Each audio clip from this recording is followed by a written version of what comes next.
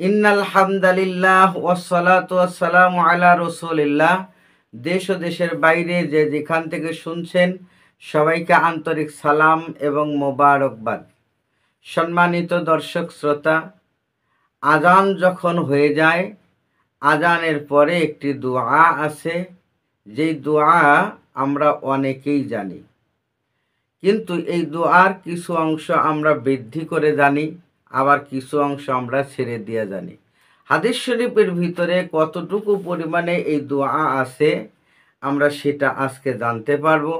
পাশাপাশি এই অতটুকু পরিমাণে দোয়া যদি কেউ পাঠ করে, তেলাওয়াত করে, তার বিনিময়ে আল্লাহ সুবহানাহু ওয়া তাআলা ওই ব্যক্তির আমল নামায় কি দিবে সে ব্যাপারেই আজকে আমরা হাদিস থেকে সরাসরি আলোচনা করব ইনশাআল্লাহ। আন জাবিরিন রাদিয়াল্লাহু তাআলা আনহু, হযরত জাবির রাদিয়াল্লাহু তাআলা আনহু থেকে হাদিসখানা বর্ণনা করা হয়।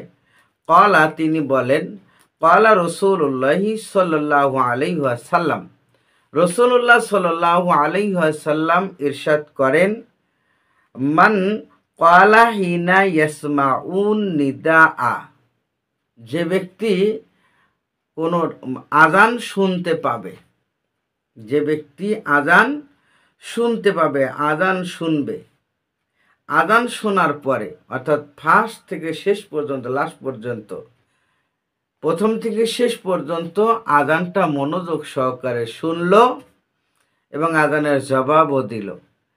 যখন আজান শেষ হয়ে যাবে ওই সময় যে ব্যক্তি কি করবে? তেলাওয়াত করবে, আল্লাহুম্মা রব্বা হাযিহি দাওয়াতি তাম্মা ওয়াস সালাতিল কাইমা আতি মুহাম্মাদানিল ওয়াসিলাতা ওয়াল ফাদিলা ওয়াবআসহু মাকামাম মাহমুদানিল্লাযী ওয়া'আদতা।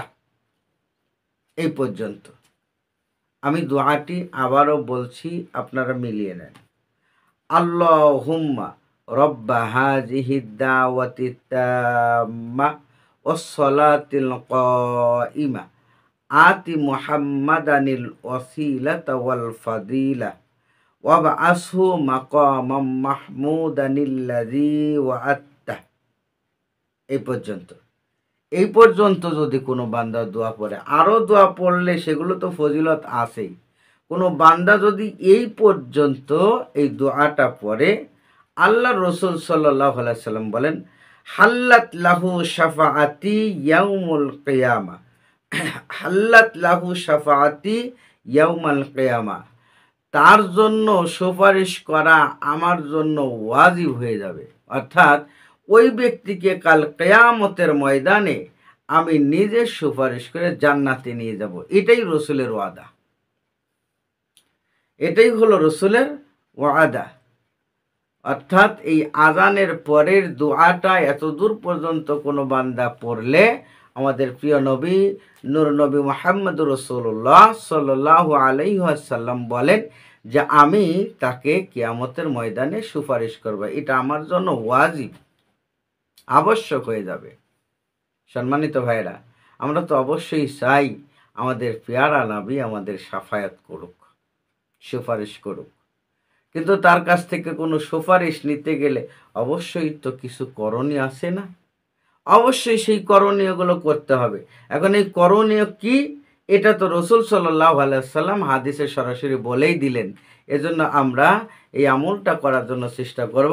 আল্লাহ পাক আমাদেরকে কবুল করুন, আমিন। ওয়া আখির দাওয়ানা আনিল হামদুলিল্লাহি রাব্বিল আলামিন। আসসালামু আলাইকুম ওয়া রাহমাতুল্লাহি ওয়া বারাকাতুহু।